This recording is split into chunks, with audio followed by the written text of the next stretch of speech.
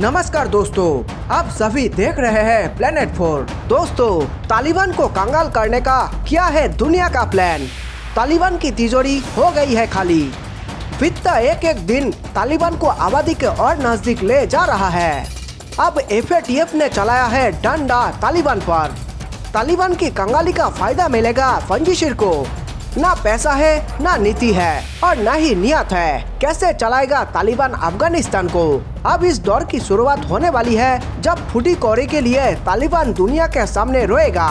तालिबान ने जो अफगानिस्तान का हाल किया है उसे तो पूरी दुनिया ने देख लिया है, लेकिन अब जो भारत तालिबान का हाल करने जा रहा है उससे पाकिस्तान के भी होश उड़ गए हैं। दरअसल तालिबान ने खूनी जंग से अफगानिस्तान पर कब्जा तो कर लिया, लेकिन अब एक एक पैसे के लिए मोहताज हो गया है। खाने के लिए भारी संकट आ पड़ा है। अफगानिस्तान में सारे कामकाज बंद हो गए हैं। अर्थव्यवस्था का हाल खस्ता हो गए हैं। अभी अफगानिस्तान पर तालिबान के कब्जे को एक महीने भी नहीं हुए हैं और एक एक पाई की जद्दोजहद ने तालिबान की हेकड़ी को ठिकाने लगा दिया है। तालिबान की पूरी तिजोरी खाली हो गई है, जिसके बाद तालिबान बैंकों के अधिकारियों के पास दौड़ रहे हैं, लेकिन बैंक भी खाली पड़े हैं। बैंक मैनेजर कह रहा है मालिक सभी पैसे डिजिटल रूप में होते हैं, जिसकी निकासी पर अमेरिका ने रोक लगा दिया है। अब तालिबान को कुछ समझ नहीं आ रहा है कि अफीम बेचे या गंजा बेचे। उधर तालिबान के माई बाप न तो चीन साथ दे रहा है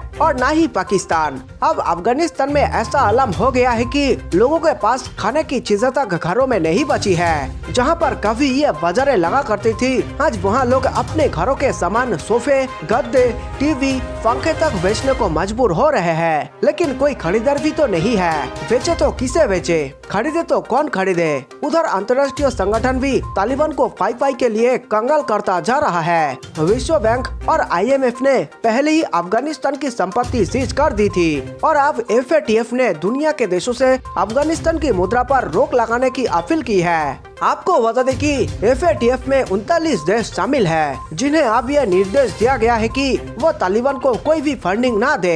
एक के बाद एक संस्था जिस तरह से कठोर होती जा रही है, उससे तालिबान के बर्बाद होने से कोई नहीं बचा सकता है। अभी तालिबान ने सत्ता का मजा भी नहीं लिया था कि न जाने किसकी बददुआ लग गई कि उसका बुरा दिन शुरू हो गया है। तालिबान भी जान चुका है पाकिस्तान से कोई मदद नहीं मिलने वाली, इसलिए दुनिया से मदद की अपील कर रहा है। उधर दुनिया से आर्थिक मदद न मिलने से तालिबान एक एक दाने के लिए बिलबिला रहा है। तालिबान पेट की आग मारने को मजबूर हो रहा है और ये बात तालिबान का दोस्त पाकिस्तान भी जानता है कि तालिबान के समय रहते मदद नहीं की गई तो तालिबान तो बर्बाद होगा। उसके साथ पाकिस्तान में भी तबाही शुरू हो जाएगी, क्योंकि तालिबान के लड़ाकों का पेट खाली होगा तो पाकिस्तान ही सबसे नजदीक देश है जहां उसके खाने के इंतजाम हो सकते हैं और इसके लिए पाकिस्तान में हमले होंगे और चोरियां होंगी। इसलिए इमरान खान के भी होश उड़े हुए हैं।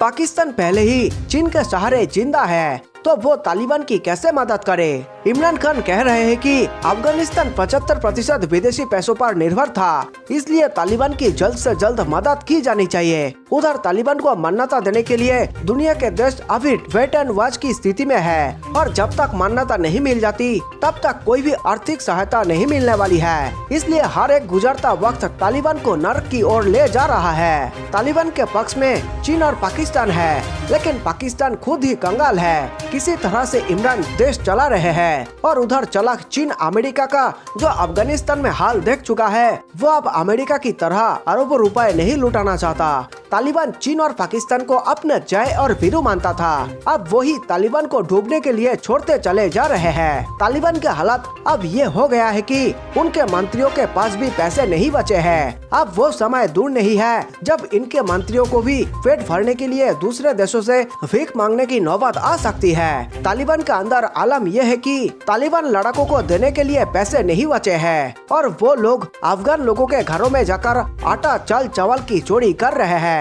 तालिबान अफगानिस्तान को चले थे शंघाई बनाने, लेकिन खुद ही भिखारी बन गए हैं। बीतता एक एक दिन तालिबान को तबाही की ओर नजदीक ले जा रहा है। तालिबान ने सत्ता की लालच में न जाने कितने मासूम लोगों की हत्या की है। अब उनकी रूह कह रही है सिंहासन की कुर्सी को देखो और पेट भरो तालिबान। अफगानिस्तान के लोगों की भी भूख से तड़पने की तस्वीरें आ रही है, लेकिन लोग भी मजबूर है। अब वो जान चुके हैं कि मौत की नींद में सो जाने में ही भलाई है। आपको बता दें कि जब तक दुनिया से तालिबान को सरकार की मान्यता नहीं मिल जाती तब तक किसी भी प्रकार की आर्थिक सहायता नहीं मिलेगी। दुनिया को डर है कि तालिबान इन पैसों का उपयोग आतंकी गतिविधियों में कर सकता है। वही आपको बता दें कि अफगानिस्तान में पिछले लगभग 2 महीने से खूनी संघर्ष के कारण आर्थिक गतिविधि बिल्कुल ठप है। फिलहाल जो अफगानिस्तान में हालात है उसमें ना तो रोजी है और ना ही रोटी है। उधर चीन और पाकिस्तान अफगानिस्तान में अपना फायदे की तलाश में है। चीन थोड़े थोड़े पैसों की लुभावने देकर तालिबान को फंसाना चाहता है। उधर तालिबान और पाकिस्तान दोनों पर आतंकी देश होने का खतरा मंडरा रहा है। पाकिस्तान भी अब आतंकवाद के नाम पर